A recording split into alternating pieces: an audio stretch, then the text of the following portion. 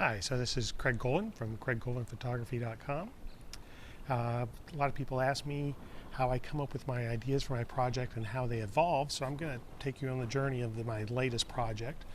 It started with I wanted to do some more water nudes, similar to the ones I've done in the past. And they're a pain in the ass to do in the studio. It's hard to get enough hot water. Last time I actually built a little pump and hot water system and it broke. And so I've been putting it off for a past year. It's a huge amount of work. And then I had the bright idea, well, I could do it in my backyard, and maybe you just let solar heat the water. Took it a step further and realized I could use my hot tub and just use a sump pump and pump the water out of the hot tub into the pool and shoot there. Well, once I decided to do that, I said, well, I'm going to have the model here. For this. That's an hour shoot. That's about all you can really do in that small pond. What am I going to do with the model for the rest of the time? And I said, well, I've always wanted to do underwater shoots. So I decided to rent underwater housing and do some underwater shoots. Well, I don't want to do just the standard fabric, waving under the water. That's been done to death. I will do some, but I want to have something that tells a story. So then I started coming up with, well, I need a black drop. I have props I need to do. I would like to incorporate some bubbles in there. A lot of times these underwater shoots have no bubbles, and I think there's some really cool things I could do with that. Maybe tie it in my religious theme. Could I make a bubble-shaped cross? So I've been working on how to do that. And then I realized since I'm doing renting an underwater housing, they're expensive. I might as well make use of that, so I'll get another model. So what started off to be an hour shoot in the pond, my backyard has turned into 6 hours of shooting underwater in the pool and the pond. I have, I think, 9 props and devices I have to build, a couple of frames to support some ideas that I have for the props in the pool. So it just kind of snowballed, and that's the way a lot of my projects do. I have a friend, Dave, who says anything worth doing is worth overdoing, and I take that to heart. So I'm going to let you be following me over the next 3 days as I do these shoots. Today's pre-production day. I'm running around. I have 8 stores to go to buy all the materials I need.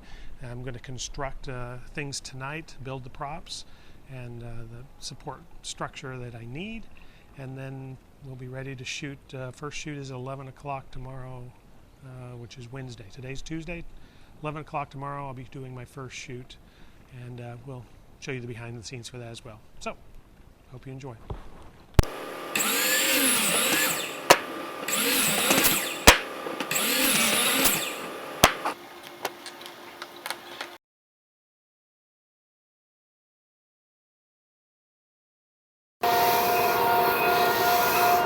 So here I am in the studio, packing up all the stuff I'm going to need for the water shoot tomorrow. A lot of stuff, a lot more than I thought it would be. So I have all these bins of stuff. They have fabric, my strobes, props, so lots of